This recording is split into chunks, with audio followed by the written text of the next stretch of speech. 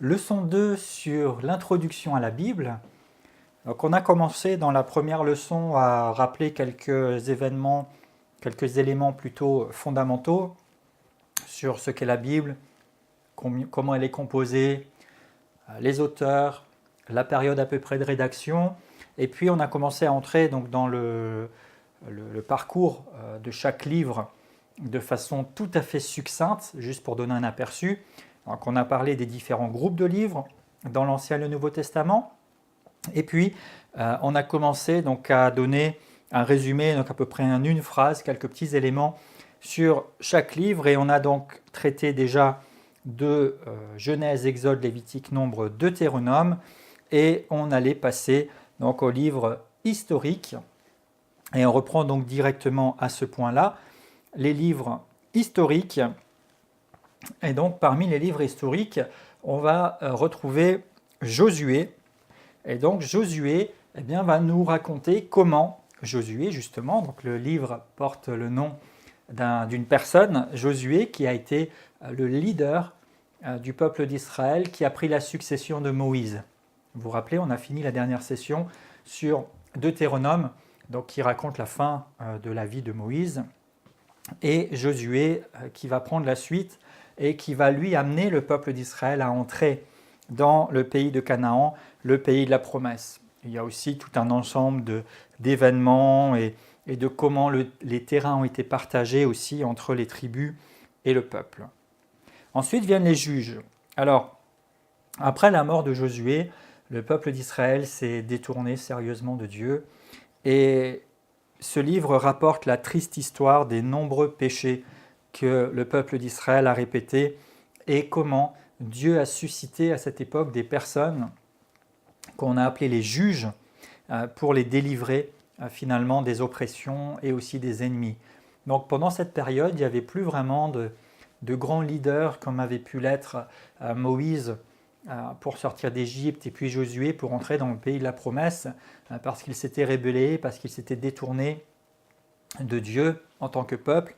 Et donc Dieu a établi ce qu'on appelait des juges qui étaient là pour gérer un peu les affaires quotidiennes du peuple. Mais c'était une période de trouble dans le peuple d'Israël. Et puis le livre de Ruth. Donc le livre de Ruth, c'est l'histoire d'une femme de la nation de Moab qui a choisi de servir Dieu. Et Ruth, c'est une très belle histoire d'amour aussi qui est racontée là, une belle histoire de loyauté, vraiment une histoire instructive. Et Ruth, c'est celle qui va être utilisée par Dieu dans toute cette généalogie et elle va être dans la famille de David, le roi David, puisqu'elle est en fait la grand-mère du roi David. Ensuite, les deux livres de Samuel, 1 Samuel et 2 Samuel. Premier livre de Samuel, on va parler de Samuel, comme son nom l'indique, qui était en fait le dernier juge d'Israël. Et puis, ça va parler de Saül, Saül qui va être le premier roi d'Israël, puisqu'à un moment donné, le peuple d'Israël voulait faire comme tout le monde, comme les autres, et a réclamé à avoir un roi. Ils ont dit, nous aussi on veut un roi. Avant, il y avait des leaders, entre-temps, il y avait les juges, et maintenant, nous, on veut un roi. Et donc, ils ont demandé un roi, et Dieu leur a donné un roi, même si ce n'était pas en fait le plan et la volonté de Dieu. D'accord ? Dieu, idéalement, voulait interagir directement avec eux, qu'ils puissent le suivre, qu'ils puissent lui faire confiance, mais le peuple voulait quelque chose de plus terrestre, de plus terre à terre. Et donc Dieu leur a donné un roi, et ce roi c'était Saül, qui au départ marchait avec Dieu, mais qui lui aussi s'est détourné, et finalement Saül va laisser la place à David. Quand je dis laisser la place, c'est un peu plus complexe que ça, puisqu'en fait Dieu va rejeter Saül et va choisir de placer David à sa place, mais il y a toute une période où Saül va chercher à combattre David, voire à le détruire pour qu'il ne puisse pas lui succéder. Là aussi, il y a vraiment des choses super intéressantes à étudier sur la façon dont David a fonctionné, sur la relation de David avec Dieu, sur l'intégrité de David aussi dans toute cette période, le respect qu'il a eu pour Saül, même s'il était déjà écarté, mais David n'a jamais fait quoi que ce soit contre cet homme. Enfin, vraiment intéressant. D'ailleurs, au passage, vous savez, la Bible, c'est passionnant. Euh, il y a tellement de choses. J'ai dit, on est dans l'introduction à la Bible. On fait vraiment juste un bref résumé, un petit aperçu de chaque livre. Mais quand vous allez étudier la Bible, là, vous allez passer du temps à suivre ces cours, à étudier à travers le CFB. Et c'est excellent. Et vous allez voir, vous allez découvrir des choses, mais c'est juste fantastique, tout ce qu'il y a dans la parole de Dieu. Mais ensuite, tout au long de votre vie personnelle et spirituelle, alors que vous lisez la Bible, que vous étudiez cette parole, mais il y a des choses tellement magnifiques, tellement extraordinaires. Vous savez, parfois on pourrait se dire, mais comment quelqu'un peut lire le même livre, la Bible, pendant des dizaines d'années et ne jamais être lassé? Mais parce qu'en fait, il y a tellement de choses à découvrir, tellement de choses qui nous enseignent. Et oui, Dieu nous parle à travers la Bible sur tellement de sujets. C'est vraiment magnifique. Mais bon, en tout cas, donc dans 1 Samuel, on a Samuel le dernier juge, Saül le premier roi, et puis David qui succède à Saül. Et dans 2 Samuel, on va parler des 40 années du règne de David. Et David a été un homme qui a été intègre devant Dieu, et ça a été une période pendant son règne qui a été une période assez glorieuse pour le peuple d'Israël, une période où vraiment il marchait avec Dieu, une période où David avait à cœur vraiment l'adoration de Dieu, David avait à cœur la présence de Dieu, et Dieu rendra témoignage à David en disant que David est un homme selon son cœur. Pourtant, le tableau n'est pas aussi idyllique que ça. David a commis de graves erreurs. David a même commis, par exemple, un meurtre pour avoir une femme qui était à quelqu'un d'autre. David a commis vraiment des choses qui sont largement répréhensibles, mais il a su rester intègre, il a su être attaché à Dieu, et son règne a été vraiment un temps béni, un temps de gloire, un temps de grâce en Israël. Ensuite, les livres des rois, un roi qui va commencer avec le règne de Salomon. Donc Salomon va succéder à David, et ensuite le royaume va être divisé en deux, parce que le peuple s'est divisé entre le royaume du nord et puis le royaume du sud. Donc dans le royaume du nord, c'était Akab, et dans le royaume du sud, c'était le roi Josaphat. Dans 2 rois, on va avoir le déclin de ces 2 royaumes, qui s'appelaient le royaume du nord et du sud, mais le royaume d'Israël et de Juda, et ils vont décliner sérieusement, et là, le peuple de Dieu va tomber très profondément dans le péché. Donc sous les rois qui vont prendre la suite, il y a vraiment de l'idolâtrie, il y a vraiment tout un mélange. Les rois qui ont des concubines qui viennent un peu partout et puis qui commencent à établir des sanctuaires à toutes sortes de divinités et d'idoles un petit peu partout en Israël, qui mélangent aussi le culte aux idoles avec le culte du sanctuaire, enfin vraiment un désordre et des abominations énormes qui sont arrivées dans ces périodes et qui sont rapportées ici, notamment dans le livre de 2 rois. Ensuite, le livre des Chroniques. Le livre des Chroniques va lui parler du règne de David, mais va particulièrement mettre l'accent sur les préparatifs que va faire David pour construire le temple. David avait vraiment à cœur de construire un temple, une maison dans laquelle Dieu puisse demeurer, et en fait, ce livre d'1 Chronique rapporte comment il s'est préparé, comment il a rassemblé des choses, comment il a d'ailleurs accumulé énormément de biens pour pouvoir le faire. Et en fait, 1 Chronique nous parle de la même période que le livre de 2 Samuel. Et donc on arrive à 2 Chroniques, où là on va avoir l'histoire du peuple d'Israël sous le règne de Salomon, avec particulièrement un accent donc sur le royaume du sud, et ça se termine avec le décret du roi Cyrus qui va permettre au peuple d'Israël de revenir de Babylone, puisqu'il y a eu de nouveau une période pendant laquelle ils ont été pris en captivité. On arrive dans Esdras. Esdras, lui, va traiter donc en détail de ce retour de la captivité babylonienne, en détail, oui. Et puis dans Néhémie, c'est particulièrement la reconstruction des murs de Jérusalem qui avaient été détruits. Et en fait, c'est Néhémie qui va être l'instrument de Dieu pour ça. Donc, il aura vraiment à cœur en disant, mais on ne peut pas rester avec une ville qui est à moitié en ruine, la muraille est détruite, et on ne veut pas qu'il y ait la honte sur nous et sur notre Dieu. venez et bâtissons. Et il y a vraiment une belle histoire aussi de quelqu'un qui va stimuler le peuple à bâtir et puis de toutes sortes de distractions qui ont pu arriver mais auxquelles ils ont fait face et ils ont pu achever dans un temps record, vraiment de façon miraculeuse, cette muraille avec la grâce, l'aide du Seigneur. C'est aussi un passage duquel on peut tirer vraiment beaucoup de choses. Vous allez me dire, mais il dit ça à chaque livre. Et finalement, c'est presque ça. Il y a vraiment, vraiment beaucoup de richesse dans la parole de Dieu. Et puis le livre d'Esther, pour ce dernier livre historique de l'Ancien Testament, qui va nous parler de la délivrance des Juifs, encore une fois, et cette fois-ci à travers Esther et Mardochée. Esther qui en fait va avoir les faveurs et qui va se trouver dans la maison du dirigeant et qui va pouvoir être utilisée comme un instrument d'influence pour faire libérer son peuple. Ensuite, on arrive donc dans les livres poétiques dont on a parlé, ce groupe de livres, et là on va regarder un petit peu plus, donc Job.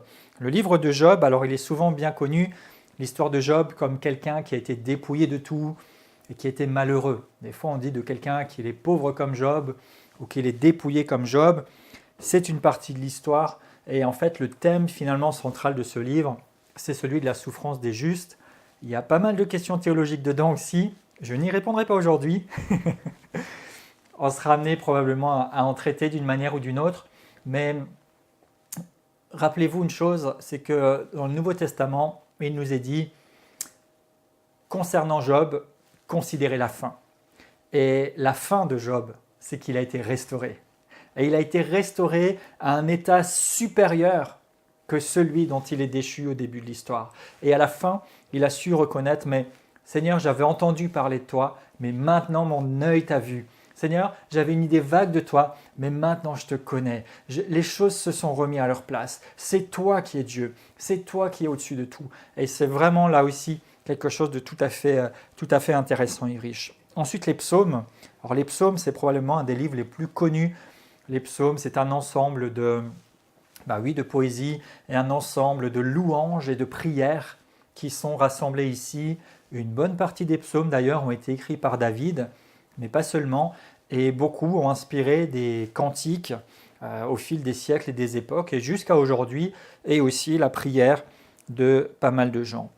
Le livre des Proverbes, lui, va nous apporter la sagesse divine pour finalement les situations du quotidien. Donc il traite vraiment d'énormément de choses, et il nous montre comment être droit, comment être intègre, comment garder un cœur pur aussi, et comment faire face à différentes situations.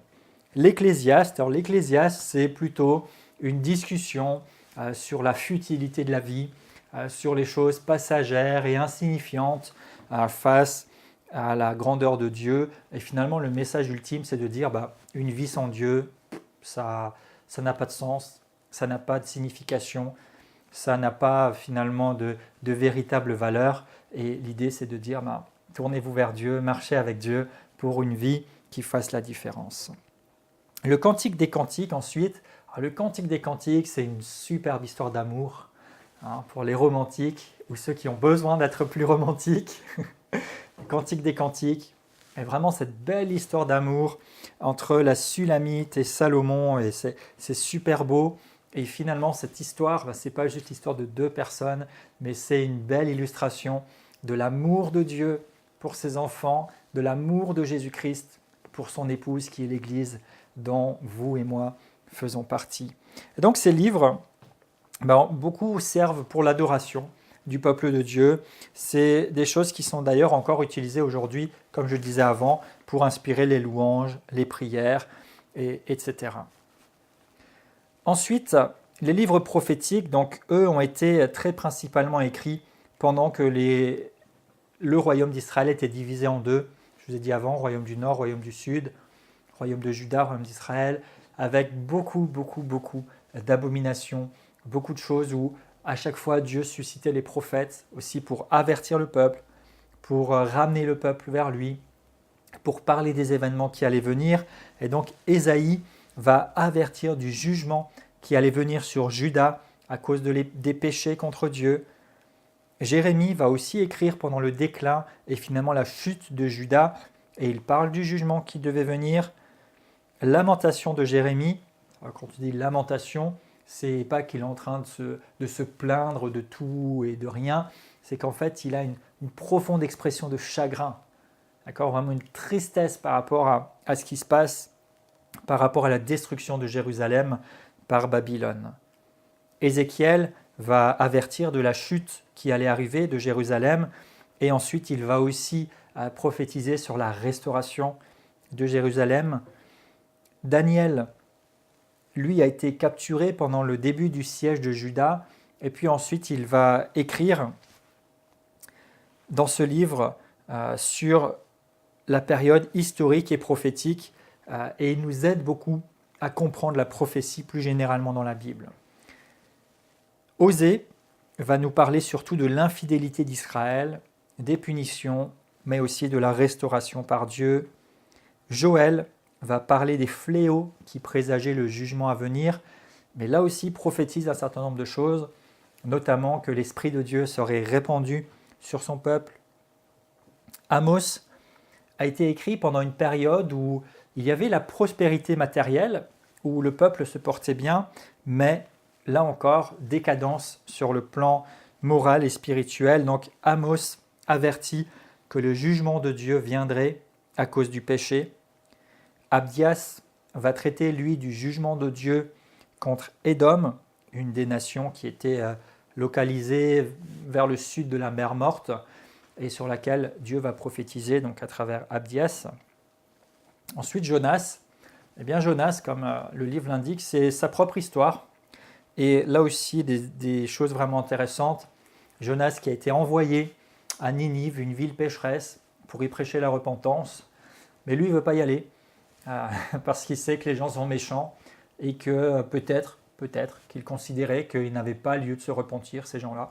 Donc il a essayé de partir dans la direction opposée, mais Dieu va le rattraper.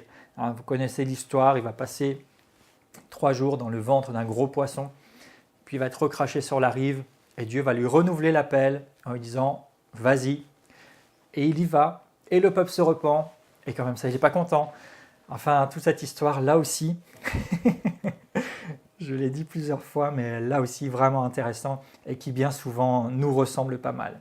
Donc vous voyez, quand on dit Ancien Testament, c'est pas si ancien que ça, parce qu'il y a des choses de la nature humaine qui reviennent, et il y a déjà des choses de la grâce de Dieu qui sont visibles. Comment Dieu le renvoie quand même, comment Dieu prend soin de lui, comment Dieu l'utilise malgré tout ce qui aurait pu le disqualifier. Donc c'était Jonas.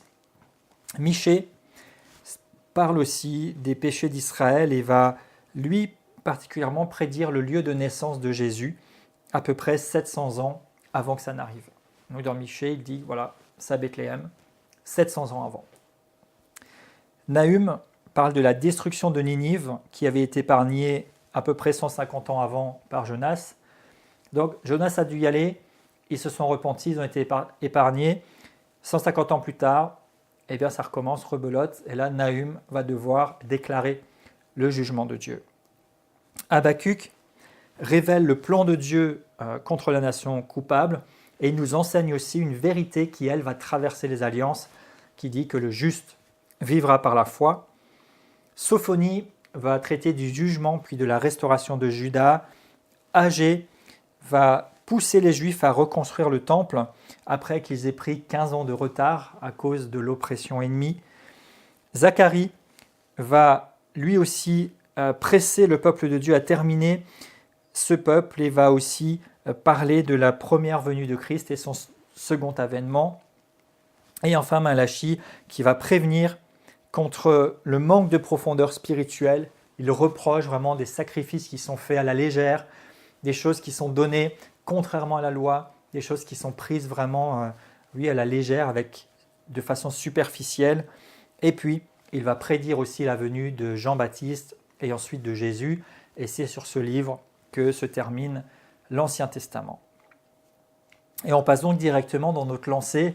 Ça va, j'espère que vous ne vous essoufflez pas. Aux évangiles, et donc les 4 livres, les évangiles qui nous parlent de la naissance, de la vie, du ministère de Jésus, de ce qu'il a accompli, sa mort et sa résurrection. avec une approche un petit peu différente les unes des autres. Matthieu, qui lui va mettre l'accent sur Jésus-Christ en tant que roi, et qui s'adresse particulièrement au peuple juif. Marc va mettre l'accent particulièrement sur Jésus-Christ en tant que serviteur, et Marc a écrit particulièrement pour les Romains. Luc va présenter Jésus-Christ comme le Fils de l'homme, comme homme parfait, sauveur des hommes imparfaits. Et enfin, Jean va présenter Jésus dans sa position de Fils de Dieu, avec beaucoup plus, comme je le disais précédemment, cette notion de la relation, de la communion particulière entre Jésus et son Père, et cette communion particulière entre les fils et filles de Dieu que nous sommes et notre Seigneur et Sauveur Jésus-Christ, et par extension notre Père. Le livre des Actes, c'est un survol donc de l'histoire de l'Église dans ses commencements, avec la croissance du témoignage de Christ, le développement du christianisme, et notamment toute la période où Paul a beaucoup voyagé, beaucoup témoigné. D'autres sont partis aussi, le témoignage grandissait, il y a des gens qui ont été préparés, qui ont été nommés, qui ont été établis pour l'exercice du ministère, et finalement Paul va être emprisonné à Rome, et c'est à peu près à cette période que le livre des Actes s'arrête, et il couvre donc à peu près une trentaine d'années, et il met très particulièrement l'accent sur l'œuvre du Saint-Esprit. C'est dans les Actes que nous parle de la Pentecôte, c'est dans les Actes qu'on va nous parler de toutes sortes de miracles, d'actions du Saint-Esprit, d'hommes et de femmes qui vont être saisis par le Saint-Esprit, revêtus du Saint-Esprit, pour accomplir un certain nombre de choses. Et là, on arrive dans les épîtres, avec l'épître aux Romains, où particulièrement, on nous présente l'Évangile, mais avec vraiment un accent sur le salut par la grâce et par la foi. Et tout un parallèle aussi par rapport à la loi qui était en vigueur dans l'Ancien Testament et le salut qui a été apporté par Jésus-Christ. 1 Corinthiens, 2 Corinthiens sont écrits à une église qui était prospère, disons une église importante, qui fonctionnait bien, mais une église dans laquelle il y avait beaucoup de désordre. Donc 1 Corinthiens, c'est beaucoup d'instructions très pratiques et où il fait un petit peu la discipline pour qu'il y ait de l'ordre dans plein de choses par rapport à l'église locale particulièrement. 2 Corinthiens va parler du vrai ministre de l'Évangile et va aussi parler finalement des preuves de l'autorité apostolique de Paul. Galates met en garde contre l'erreur qui consiste à mélanger la tradition et la loi avec la grâce. Puisqu'à un moment donné, il y a plein de gens qui sont revenus vers les nouveaux croyants en leur disant « Oui, mais c'est bien beau, vous avez accepté Christ, vous vous dites croyant, mais par exemple, vous n'êtes pas circoncis dans la chair. » Et donc, Paul doit remettre les pendules à l'heure aussi et remettre les choses à leur place en disant « Attention, après avoir commencé dans l'esprit et dans la grâce, on ne va pas retomber dans les choses de la chair ou les choses de la tradition que l'homme si souvent risque d'adopter à la place d'une véritable vie d'esprit et de développement avec le Seigneur. Éphésiens va surtout nous encourager par rapport à notre position en Christ et notre identité. D'ailleurs, vous aurez un cours qui est consacré aux 3 premiers chapitres d'Éphésiens et qui à lui seul fait 12 leçons, juste sur ces 3 chapitres, sur votre identité en Christ, sur ce qui vous appartient et votre position avec lui. Philippiens met plutôt l'accent sur la joie qui vient de Dieu et l'unité des croyants. Colossiens va traiter de l'erreur du gnosticisme. Alors qu'est-ce que c'est que ce nom ? Le gnosticisme, en fait, c'est une erreur qui se répandait beaucoup chez les croyants et dans l'Église. Et en fait, ça niait simplement que Jésus-Christ était véritablement le Fils de Dieu. Alors que dans ce livre, on va souligner la divinité de Jésus, le fait qu'il soit le Fils de Dieu, et mettre aussi l'accent sur Jésus comme étant la tête de l'Église. 1 Thessaloniciens apporte tout un ensemble de conseils sur la vie chrétienne et nous parle du retour de Jésus. 2 Thessaloniciens donne encore des instructions sur le retour du Seigneur et aussi comment cela devrait changer la vie du croyant au quotidien. 1 Timothée apporte des instructions sur la vraie doctrine, sur la discipline et la direction de l'Église et des principes pour les temps qui allaient venir. Et dans 2 Timothée, il y a encore toute une description du vrai serviteur de Dieu, de comment être, de comment se comporter, et toute une mise en garde contre le déclin spirituel, qu'on appelle aussi parfois l'apostasie. Donc l'apostasie, c'est le déclin spirituel, c'est s'éloigner de ce qui est juste. Et il va présenter la parole de Dieu comme l'autorité absolue pour corriger, pour instruire, pour rester dans la voie droite. Donc les 2 épîtres à Timothée, eh bien Paul écrit à Timothée avec vraiment une posture aussi particulière, puisqu'il considère Timothée vraiment comme un fils dans l'esprit et dans le service, et il lui donne vraiment toutes ses instructions et ses conseils par rapport à la pratique pastorale au sein de l'Église. Le livre de Tite est écrit aussi par Paul à un jeune ministère qui s'appelle Tite et qui servait Dieu sur l'île de Crète, et il va là aussi parler de doctrine et de la piété. Philémon, c'est l'intercession de Paul pour Philémon. En fait, c'était un esclave fugitif qui appartenait à un chrétien de Colosse, et il illustre dans ce livre finalement l'intercession de Jésus pour ceux qui sont à lui et qui sont esclaves du péché. Hébreux présente Jésus comme le souverain sacrificateur et le médiateur entre Dieu et les hommes. Il y a vraiment tout un parallèle aussi entre le sacerdoce, c'est-à-dire le travail des sacrificateurs dans l'Ancien Testament, et le sacerdoce de Christ, comment Jésus a été sacrificateur, et il l'est toujours d'ailleurs, dans le Nouveau Testament et dans notre alliance actuelle. Vraiment aussi un livre très riche, profond spirituellement à saisir. Le livre de Jacques, lui, nous enseigne que la vraie foi se prouve aussi par les œuvres. C'est un livre très pratique. Jacques, il est assez pratique. D'ailleurs, il dira aussi, mettez en pratique la parole, ne vous bornez pas à l'écouter seulement, et montre-moi tes œuvres. Et donc, il y a tout un ensemble de choses, et même si, bien sûr, et il le souligne, le salut s'obtient par la foi seule, il y a des œuvres qui correspondent à notre salut. 1 Pierre, c'est une lettre plutôt de réconfort et de consolation, d'encouragement pour les croyants, surtout ceux qui souffrent des attaques de la part des non-croyants, des gens de l'extérieur. 2 Pierre, c'est là un avertissement contre les attaques spirituelles à l'intérieur. Par exemple, les faux enseignants qui s'étaient infiltrés et qui cherchaient à tromper les gens. 1 Jean écrit aussi par rapport au gnosticisme dont on a parlé avant, donc qui remet en cause la position de Jésus-Christ comme Fils de Dieu, et il met l'accent sur la fraternité et l'amour entre les croyants et sur la vie éternelle qui leur est assurée. 2 Jean va prévenir contre les compromis et les erreurs doctrinales qui peuvent se présenter et souligne que la vérité doit être garantie et préservée dans l'amour. 3 Jean parle aussi de la faute que c'est que de refuser d'être en communion avec les vrais croyants. Et Jude, qui nous donne encore un avertissement contre l'apostasie et la fausse doctrine. Donc le thème de Jude est assez identique à celui de 2 Pierre. Et on arrive au bout, Apocalypse, livre prophétique qui parle d'un certain nombre d'événements prophétiques qui devaient arriver, qui vont arriver, et aussi du plan à venir de Dieu pour l'humanité, pour ceux qui sont sauvés, pour ceux qui ne le sont pas, et particulièrement de la révélation de Jésus-Christ. Donc voilà pour cette introduction, ce parcours vraiment rapide. J'aurais presque dû l'appeler marathon. Mais voilà, c'était vraiment de vous donner quelques éléments. Vous les avez sur les supports, donc vous pouvez les lire tranquillement, vous pouvez revenir dessus.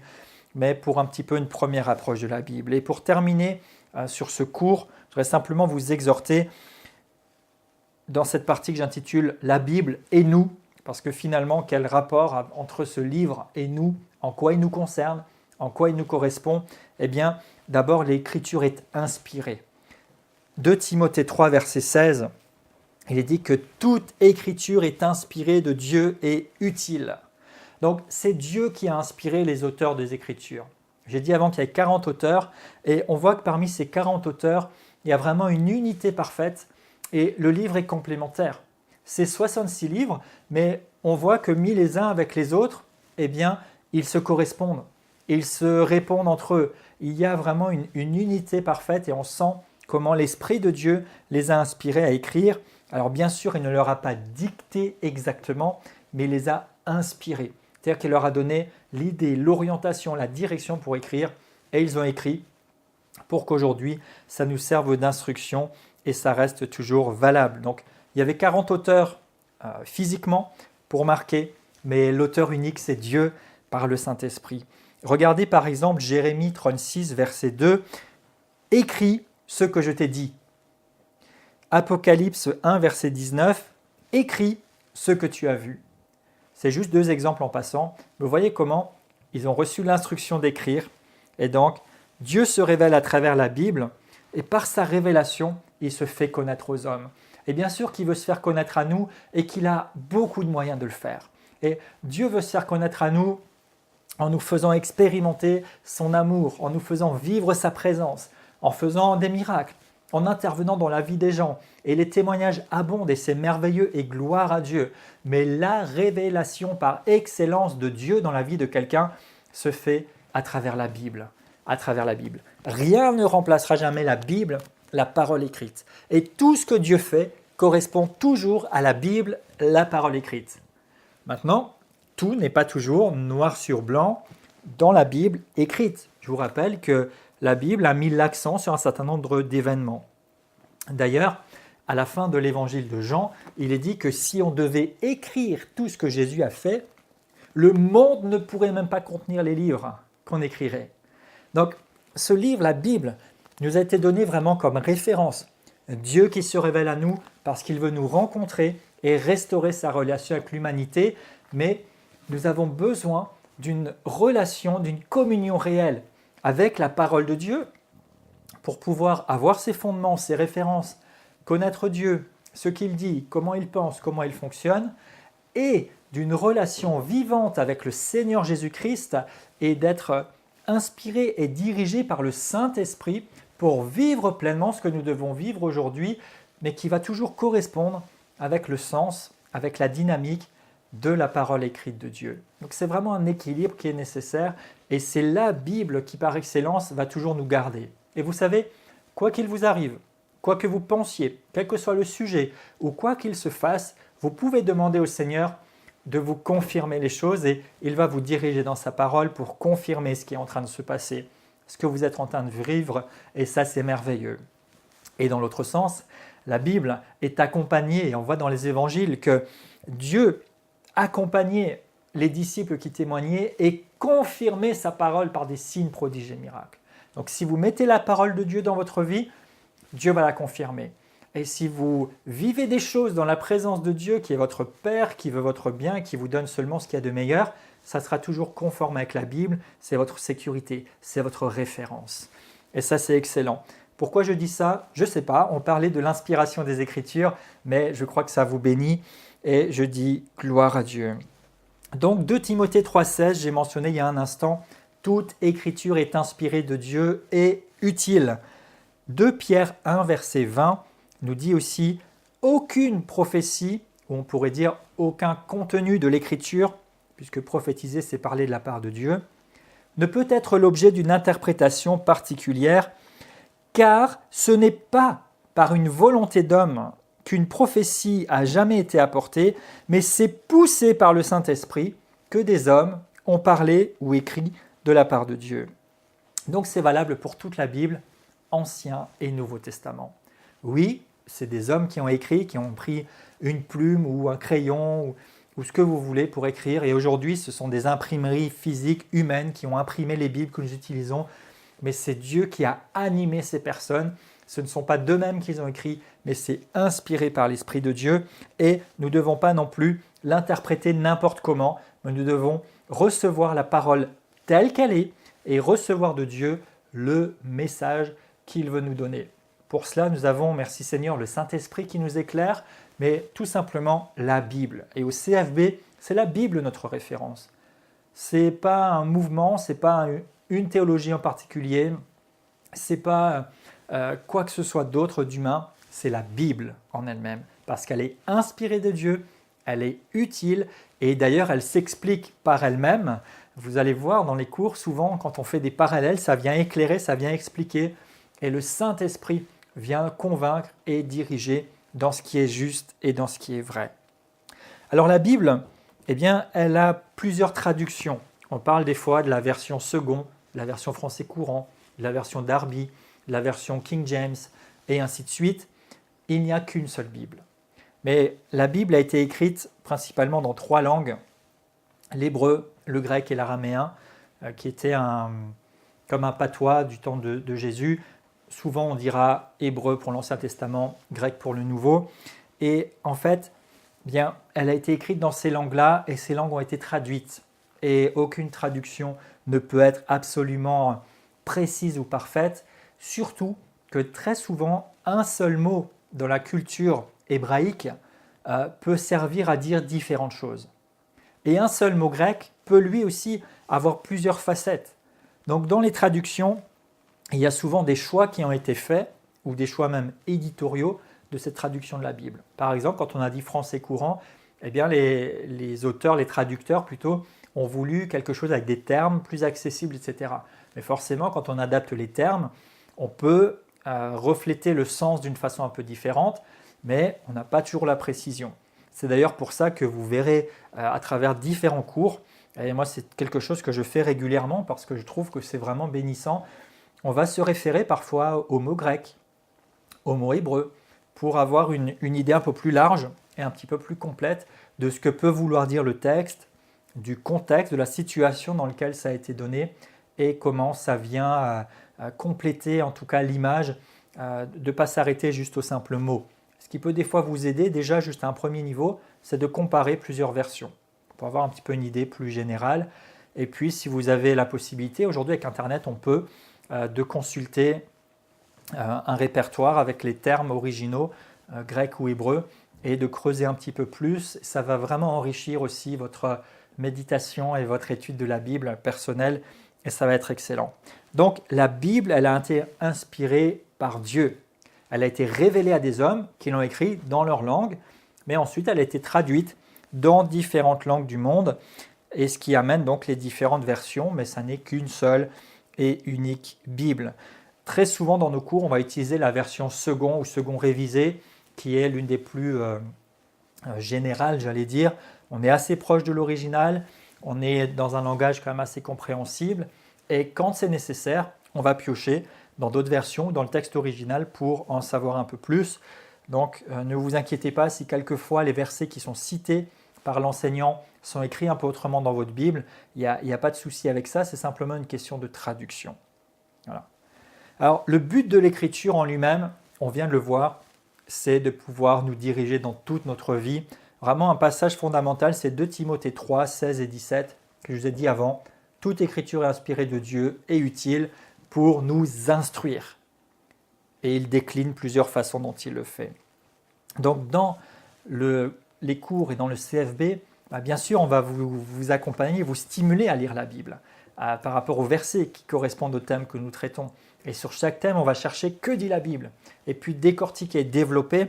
Mais pour votre lecture de la Bible, je vous encourage vraiment à avoir une lecture quotidienne, à lire chaque jour la Bible, certaines portions de la Bible. Vous savez, le psaume chapitre 1 nous dit que « Heureux celui qui prend son plaisir dans la loi ou dans les Écritures et qui les médite jour et nuit. » Vous allez dire, mais comment je peux méditer jour et nuit?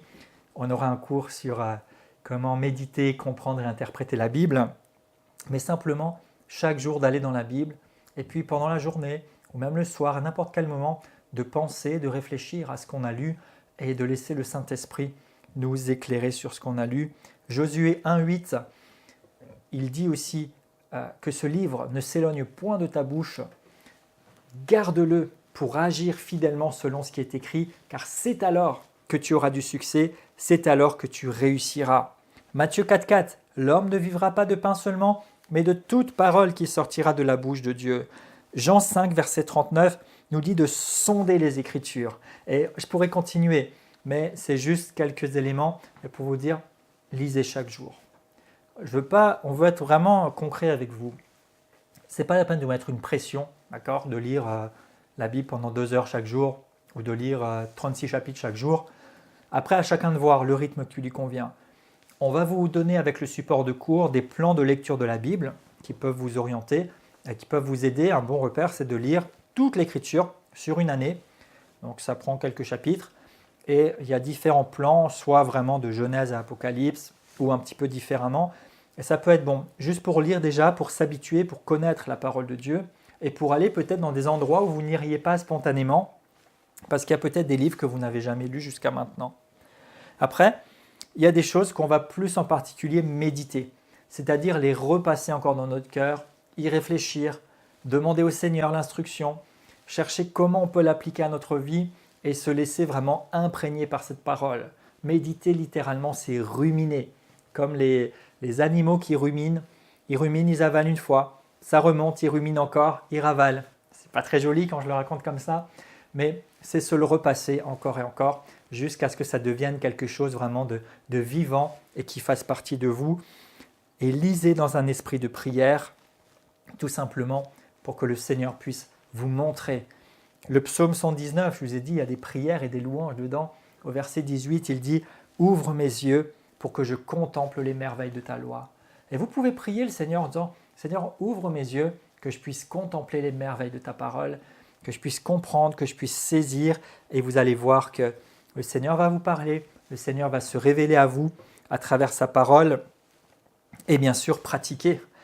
Jacques 1, 22 à 24 nous dit « Ne vous bornez pas à écouter seulement, mais méditez la parole et pratiquez. » Et vous allez voir comment le Seigneur va continuer de vous parler, comment vous allez progresser dans votre vie spirituelle. Le CFB est là pour vous aider sur tous ces sujets, pour vous donner du contenu, de l'enseignement, pour vous transmettre aussi des choses dans l'esprit et quelque chose de la part de Dieu à travers les différents enseignants auxquels vous serez en contact et ça sera excellent pour vous. Donc, il y a de superbes promesses qui sont attachées à la lecture, à la méditation et à l'étude de la parole de Dieu. Dieu va se faire connaître à vous, Dieu va vous accorder du succès parce que vous recevez la sagesse, vous recevez le conseil de Dieu. Et surtout, vous êtes en sécurité parce que quoi qu'il arrive, quoi qu'il se fasse, si votre repère, si votre référence, c'est la Bible, c'est la parole de Dieu, vous n'allez pas sortir de la piste. Et c'est vraiment ce que je veux vous encourager. Et on vient de faire cette introduction à la Bible très générale, mais simplement pour vous dire, lisez la Bible. Partez à la découverte, allez creuser. Oui, plus tard, on va étudier plus en détail différents livres. Oui, vous allez avoir plein de sujets passionnants qui vont être développés, mais prenez des saines habitudes avec la Bible. Lisez la Bible. Si vraiment c'est difficile, vous n'avez pas le temps, écoutez la Bible. Vous pouvez même télécharger la Bible en audio. Vous pouvez trouver des moyens d'être au contact de la parole de Dieu et laissez vraiment cette parole vous imprégner. Soyez au contact de la parole de Dieu et en même temps à l'écoute et réceptif pour que le Saint-Esprit vienne révéler la parole de Dieu en vous et vienne la confirmer. Et dans le nom de Jésus, je vous bénis et je déclare que vous êtes motivés et stimulés pour la parole de Dieu. Je déclare que votre esprit est ouvert, qu'il est réceptif à l'action du Saint-Esprit alors que vous approchez la parole de Dieu pour que Dieu, le Dieu vivant et vrai de la Bible, se révèle à vous non seulement comme une histoire, non seulement comme un livre qu'on aborderait pour l'étudier, pour avoir des connaissances intellectuelles, mais que véritablement vous puissiez connaître, c'est-à-dire vivre, épouser, faire un avec le Dieu vivant et vrai, avec les réalités de Jésus-Christ glorifié et que votre vie sera complètement transformée. Je déclare que vous entrez dans une nouvelle période de votre vie, une nouvelle relation avec la parole de Dieu et avec celui qui anime sa parole. Vous êtes transformés jour après jour, de mieux en mieux, de gloire en gloire, à l'honneur du Seigneur Jésus-Christ. C'est la fin de ce cours. Je vous dis à très bientôt pour d'autres sujets.